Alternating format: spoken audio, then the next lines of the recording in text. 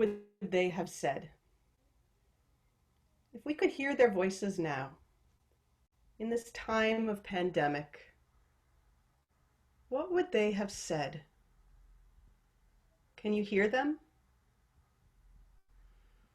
It's so common during a challenging time to speak to our loved ones who are no longer with us. We seek their counsel, bend our ears to catch a moment of humor or a word of comfort. Many of us who have lost loved ones continue our conversations with them, even after they are gone. Frequently, we seek solace and guidance in conversation with those we have lost.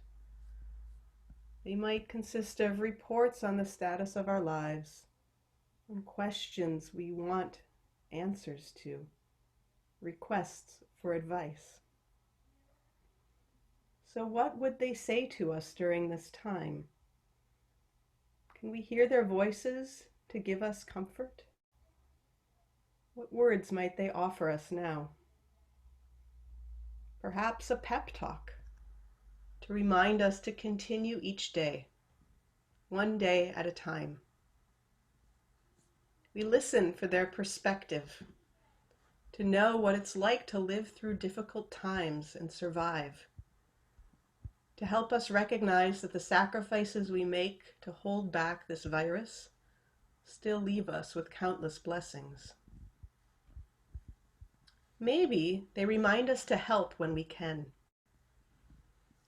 With the memory of how they lived their lives, we can be inspired to serve our community, to give blood, to deliver groceries, to call a friend.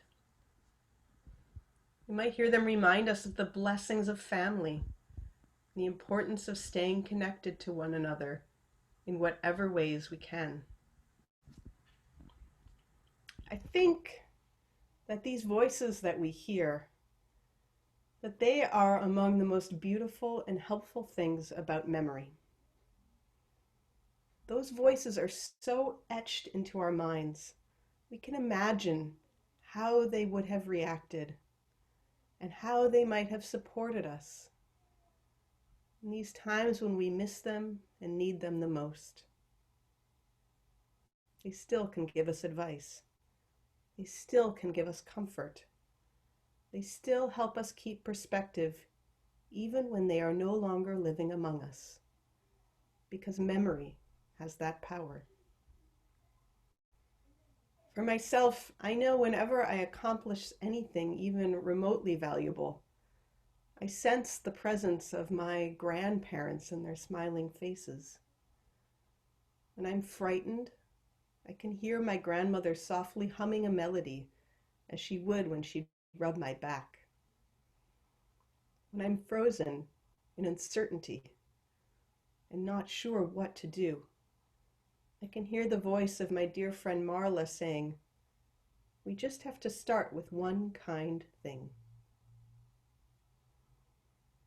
There's a beautiful example of this kind of voice giving us a sense of what to do. It's a midrash from the story of Joseph when he was in captivity in Egypt.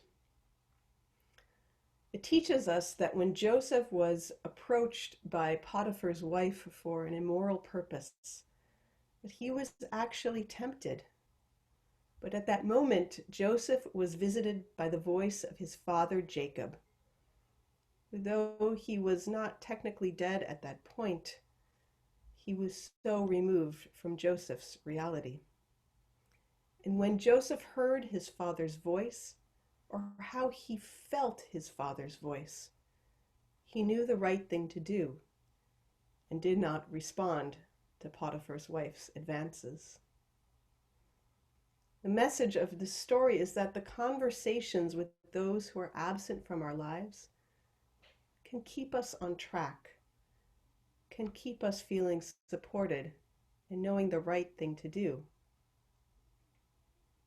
I know that many of us will recognize that feeling of finding yourself in a dilemma and not knowing what to do. But inside each of us, there speaks a small voice, part of which as a father, a mother, a sister, a brother, a spouse, a loved one. If we listen to that voice, we have a sense of what to do. We learn from them, from those memories, how to make an effort to do what is right. Yizkor creates a sacred time and a space wherein we can open our hearts and minds to the possibility of that interconnection between us and those who have left the world of the living. And so as you recite Yizkor today, I invite you to let your senses and imagination serve as that vehicle of connection.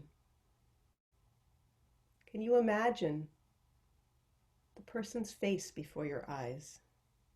See their smile. Do you recall the sound of their voice? Hear their words today as we gather in prayer. Feel their presence right at this moment. In your mind and in your heart, allow a conversation to unfold. What needs to be communicated? What is the message you need to hear today? Part of what helps us during our journey through life is that we carry with us what has been bequeathed to us from those who came before. We can still hear and learn from their advice, the love and the wisdom of our loved ones, even though they are not here. We hear their voice. We carry the memories of that time we spent together to guide us. Yehi zichronam livracha. May their memories always be a blessing in our lives. Amen. We continue with a few moments now of silent remembrance.